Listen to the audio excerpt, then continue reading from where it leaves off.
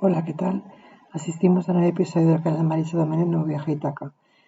Bueno, vamos a comentar, un fragmento corto, muy corto, short story, es incluso más pequeño que un minicuento, un fragmento muy reducido, en pocas líneas de economía lingüística, de Franz Kafka, que se llama Una pequeña fábula, ¿vale? El título es Fábula, pero no está muy claro que sea una fábula, porque hay que distinguir entre cuento, minicuento, que es un subgénero del cuento, la fábula de por sí, a la manera de Esopo Samaniego, por ejemplo, o Emilio Valdés, lo explicita también otro autor o analista, y, ahí lo que tenemos que ver es la condensación y la extensión, porque un minicuento pues no puede ceder de 3 cuartillas de hoja. Pero es que en este caso una pequeña fábula solo es un fragmento de 4 o 5 renglones. Entonces, hay unas características que lo definen previamente. Yo lo voy a leer para que luego lo pondré por escrito también, para que lo podáis analizar, lo podéis encontrar en internet. Y dice así: Ay, dijo el ratón, el mundo se hace cada día más pequeño. Al principio era tan grande que le tenía miedo. Corría y corría, y por cierto que me alegraba ver esos muros a diestra y siniestra en la distancia. Pero esas paredes se estrechan tan rápido que me encuentro en el último cuarto, y ahí en el rincón está la trampa sobre la cual debo pasar. Todo lo que debes hacer es cambiar de rumbo, dijo el gato, y se lo comió. Y así termina.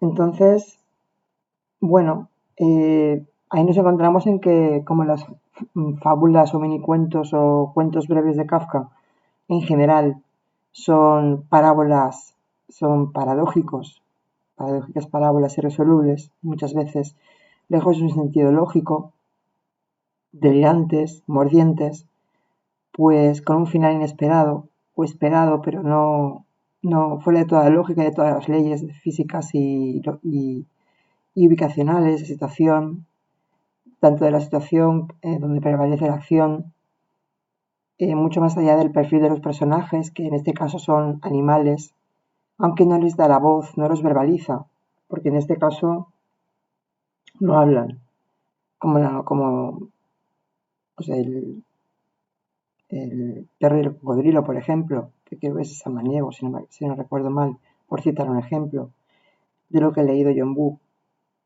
Pero bueno, que esto si no tiene moraleja, se puede considerar fábula.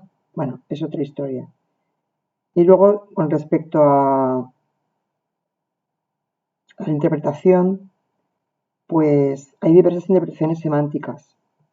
Una es que no te fíes nunca de los extraños, de las posiciones que no sean intuitivas y sustancialmente instintivas propias, porque puedes caer en el engaño del enemigo. Hay otras consideraciones, que el mundo es una predestinación. El ratón vive en su casa, al principio la ve muy grande, entiende o intenta entender el mundo, esto desde el punto de vista semántico, pero luego se hace más reducido. Las salas y cubículos ubicacionales en los cuentos y en las novelas de Kafka son muy significativos.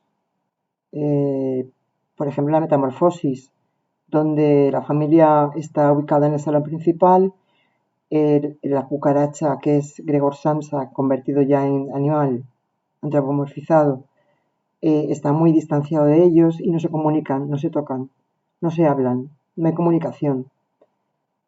Es muy significativo en otros cuentos que las puertas están cerradas o, por ejemplo, en el castillo pues es impenetrable, por ejemplo, o, o las salas por las que va pasando paulatinamente hasta llegar a ser juzgado K en el proceso. Entonces es muy significativo los departamentos estancos que están individualizados unos de otros, y para pasar de uno a otro hay que pasar trabas y pruebas. Entonces, bueno, La moraleja de esta historia es que debes guiarte más de tu instinto que de la opinión de los demás. Y bueno, que el gato no es bueno significa que el mundo es desconocido, que el mundo es agreste, que el mundo es una paradoja.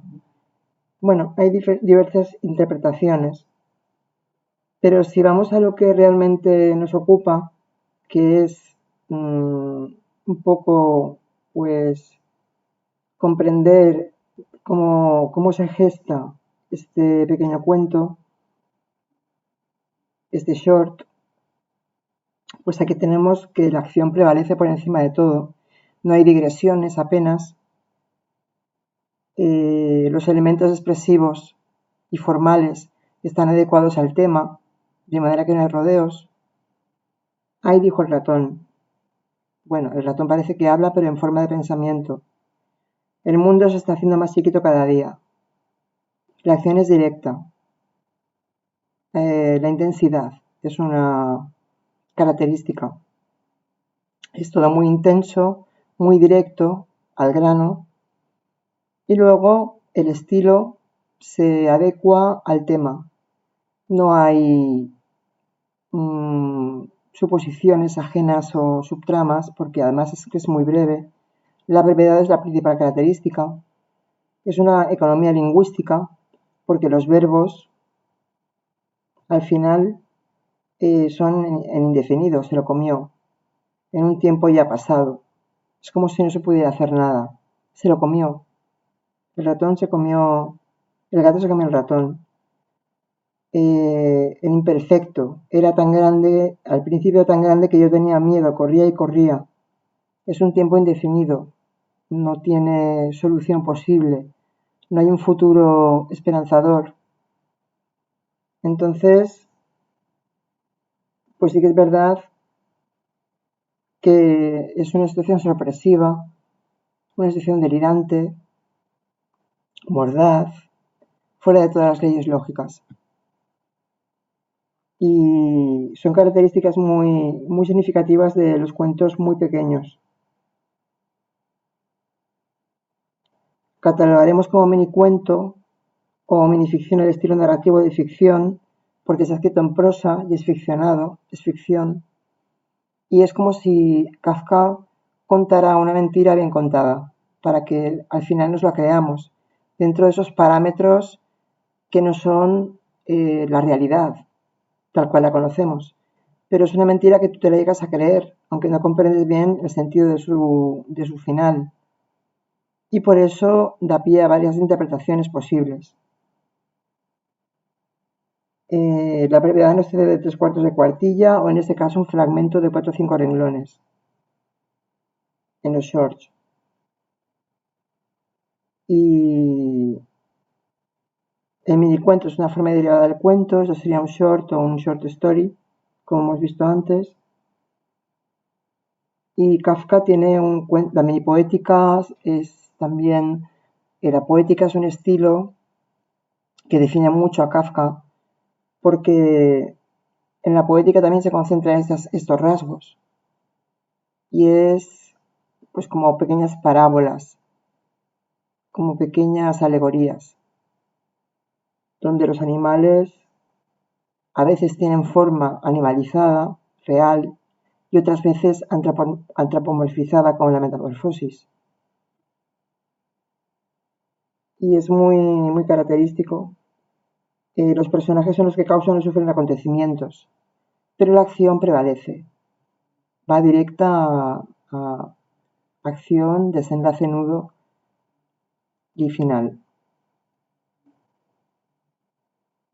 En este caso el objeto coincide con la función desear temer, que a su vez coincide también con la temática central del acontecimiento funcional, ¿vale? Porque el ratón desea la libertad, desea conocer el mundo. El deber temer es la obligación que tiene uno de preservar su vida. Y el gato le da la opción de escapar de la trampa, pero a su vez comérselo. Es como si el destino estuviera prefijado, una predeterminación mecanicista. Es muy interesante esto también. Yo veo que con tal concisión de caracteres se puede incluso ir mucho más allá de lo que relata en tan pocos caracteres y en tan pocas palabras. Y la trascendencia emotiva en el lector va mucho más allá, porque te quedas pensando en ello y reflexionando en 4 o 5 renglones únicamente. Es muy significativo. El final es muy intenso y la acción impera. Bueno,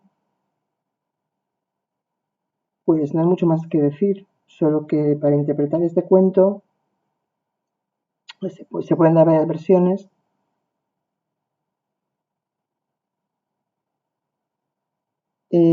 Como los cuentos se editó en diferentes ediciones, en diferentes épocas, pues algunos están juntos, otros están separados, se publicaron como bestiario. En otras ocasiones, por ejemplo, Sirenas, topos y buitres es un bestiario de antología de Frank Kafka del Planeta 2004. En definitiva, bueno, un saludo, que ha venido una compañera y no puedo seguir hablando. Hasta ahora.